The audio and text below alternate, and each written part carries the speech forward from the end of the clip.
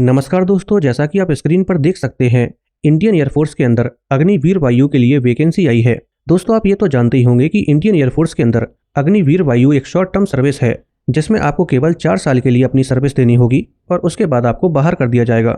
इसके अलावा दोस्तों, ये वैकेंसी केवल अनमैरिड मेल और फीमेल कैंडिडेट्स के लिए आई है। अगर आपकी शादी हो चुकी है तो आप इसके लिए एलिजिबल नहीं है।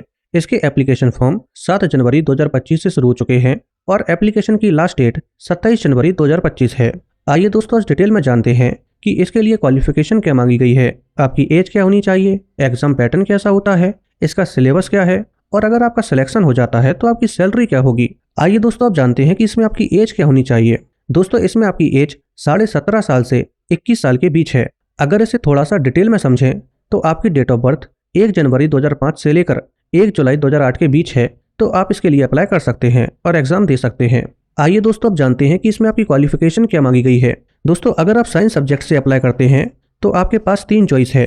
पहली चॉइस है कि आपकी 12th क्लास कंप्लीट होनी चाहिए किसी भी बोर्ड से जिसमें आपके सब्जेक्ट मैथ, फिजिक्स और इंग्लिश होनी चाहिए और 12th में आपकी टोटल परसेंटेज 50% या उससे ज़्यादा होनी चाहिए और साथ में आपके इंग्लिश में टोटल मार्क्स 50% या उससे ज़्यादा होने चाहिए। इसके अलावा आपके पास दूसरी चॉइस है कि आपके पास mechanical, electrical, electronics, automobile, computer science, instrumentation technology या फिर इंफॉर्मेशन टेक्नोलॉजी में 3 साल का पॉलिटेक्निक इंजीनियरिंग डिप्लोमा होना चाहिए, जिसमें आपकी टोटल परसेंटेज 50% या उससे ज़्यादा होनी चाहिए और इंग्लिश में टोटल मार्क्स 50% या उससे ज़्यादा होने चाहिए। अगर पॉलिटेक्निक डिप्लोमा में आपका इंग्लिश एक सब्जेक्ट नहीं था तो 10th या 12th में अगर इंग्लिश आपका एक सब्जेक्ट था तो 10th और 12th में आपकी इंग्लिश में 50% या उससे ज़्यादा नंबर होने चाहिए। इसके अलावा आपके पास एक तीसरी और आखिरी चॉइस भी है कि आपने फिजिक्स और मैथ जैसे नॉन वोकेशनल सब्जेक्ट में 2 साल का वोकेशनल कोर्स किया हो और इसमें भी आपकी टोटल परसेंटेज 50% या उससे ज़्यादा हो और साथ में इंग्लिश में आपके टोटल नंबर 50% या उससे ज़्यादा होने चाहिए। अगर आपका साइंस सब्जेक्ट नहीं है तब भी आप इसके लिए अप्लाई कर सकते हैं। इसके लिए आपकी केवल 12th क्लास कंप्लीट होनी चाहिए और वो किसी भी सब्जेक्ट से और किसी भी बोर्ड से कंप्लीट होनी चाहिए, लेकिन कंडीशन सेम है कि 12th क्लास में आपकी टोटल परसेंटेज 50% या उससे ज़्यादा होनी चाहिए और इंग्लिश में आपके टोटल नंबर 50% से ज़्यादा होने चाहिए। इसके अलावा दोस्तों, अगर आपने 12th क्लास साइंस सब्जेक्ट से कंप्लीट की है और साथ में पॉलिटेक्निक डिप्लोमा किया है या फिर वोकेशनल कोर्स किया है तो आप साइंस सब्जेक्ट के साथ साथ अदर देन साइंस सब्जेक्ट के लिए भी अप्लाई कर सकते हैं। इसके अलावा दोस्तों, यहाँ पर आपको एक बात का ध्यान रखना होगा कि आपकी जो भी परसेंटेज है तो वो परसेंटेज केवल डेसिमल से पहले काउंट की जाएगी। मान लीजिए अगर आपकी परसेंटेज 49.99 है तो डेसिमल के बाद के डिजिट्स काउंट नहीं किए जाएंगे। इसका मतलब ये है कि आपकी परसेंटेज केवल 49 ही रहेगी और ये राउंड ऑफ होकर 50% नहीं होगी।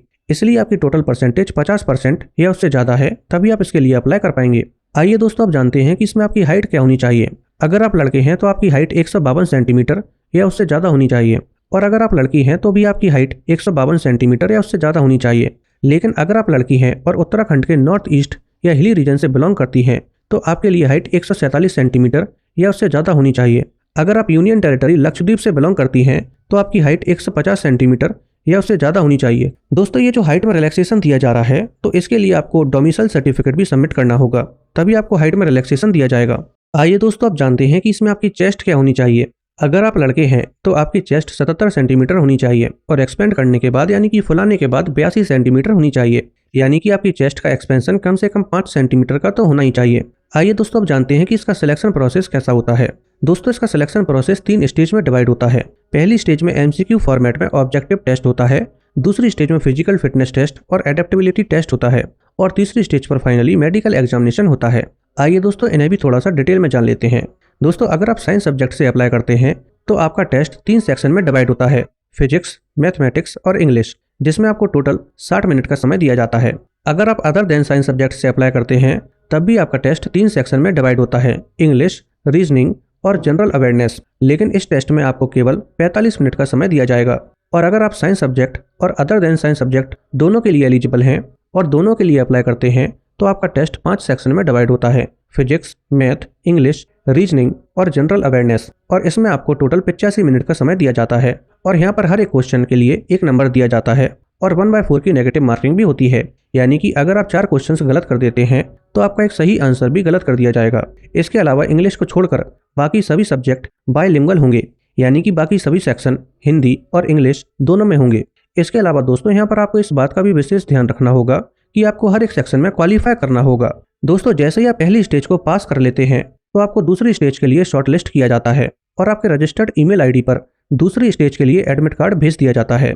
इसके बाद दोस्तों दूसरी स्टेज पर PFT यानी कि फिजिकल फिटनेस टेस्ट होता है और ये 2 पार्ट में होता है, PFT1 और PFT2। और इसके बाद एडेप्टेबिलिटी टेस्ट होता है और ये भी 2 पार्ट में होता है, टेस्ट 1 और टेस्ट 2। दोस्तों PFT1 के अंदर 1.6 किलोमीटर की दौड़ होती है, जिसमें अगर आप लड़के हैं तो आपको 7 मिनट के अंदर अंदर 1.6 किलोमीटर की दौड़ कंप्लीट करनी होगी और अगर आप लड़की हैं तो आपको 8 मिनट के अंदर अंदर दौड़ कंप्लीट करनी होगी। अगर आप PFT1 को क्वालिफाई कर लेते हैं तो इसके 10 मिनट बाद PFT सेकंड शुरू हो जाता है। PFT सेकंड में अगर आप लड़के हैं तो आपको 1 मिनट में 10 पुशअप करनी होगी।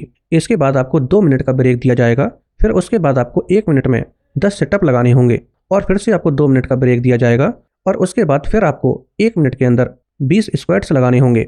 इसी तरह से अगर आप लड़की हैं तो जैसे ही आप PFT1 को क्वालिफाई कर लेती हैं, इसके बाद लड़कों की तरह ही आपको भी 10 मिनट दिए जाएंगे और फिर उसके बाद PFT सेकंड शुरू हो जाएगा। PFT सेकंड में आपको 1 मिनट और 30 सेकंड के अंदर 10 सेटअप्स लगाने होंगे। इसके बाद आपको 2 मिनट का समय दिया जाएगा और फिर आपको 1 मिनट में 15 स्क्वाट्स लगाने होंगे। अगर आप PFT1 और PFT2 को क्वालिफाई कर लेते हैं तो इसके बाद आपका एडेप्टेबिलिटी टेस्ट 1 होता है।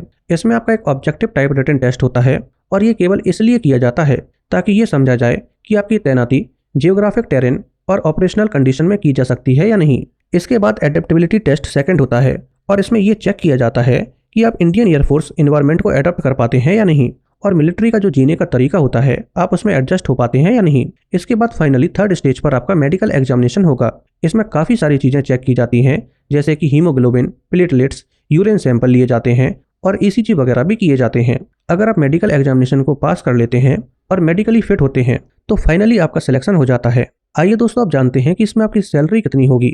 दोस्तों यहाँ पर पहले साल आपकी सैलरी 30,000 रुपये होगी, जिसमें से इन हैंड सैलरी 21,000 रुपये आपको मिलेगी। दूसरे साल आपको इन हैंड 23,000 रुपये दिए जाएंगे। तीसरे साल से 25,550 रुपये दिए जाएंगे और चौथे साल से फाइनली 28,000 रुपये आपको इन हैंड दिए जाएंगे। और जैसे ही आपके 4 साल की सर्विस कंप्लीट हो जाएगी, इसके बाद आपको 10,04,000 रुपये सेवा निधि पैकेज के तौर पर दे दिए जाएंगे। इसके अलावा दोस्तों हर एक अग्निवीर वायु के बैच से 25% कैंडिडेट्स को परमानेंट कर दिया जाएगा, यानी कि उनकी परमानेंट जॉब हो जाएगी और ऐसे कैंडिडेट्स की पोस्टिंग एयरमैन के तौर पर की जाएगी। आइए दोस्तों कुछ बेसिक बातों को और जान लेते हैं। दोस्तों अगर आपका अग्निवीर वायु के तौर पर सिलेक्शन हो जाता है तो आप 4 साल तक इंडियन आर्मी, नेवी और एयरफोर्स के लिए किसी भी एग्जाम में अप्लाई नहीं कर सकते हैं। लेकिन अगर आपने सिलेक्शन होने से पहले आर्मी, नेवी, एयरफोर्स में अप्लाई किया था तो आप उसका एग्जाम दे पाएंगे। लेकिन अग्निवीर वायु के तौर पर सिलेक्ट होने के बाद आप 4 साल तक आर्मी, नेवी और एयरफोर्स के अंदर कोई भी एग्जाम नहीं दे पाएंगे। इसके अलावा दोस्तों यहाँ पर एक कंडीशन और भी है कि अगर आप लड़के हैं या लड़की हैं तो आप 4 साल के पीरियड तक शादी नहीं कर सकते हैं।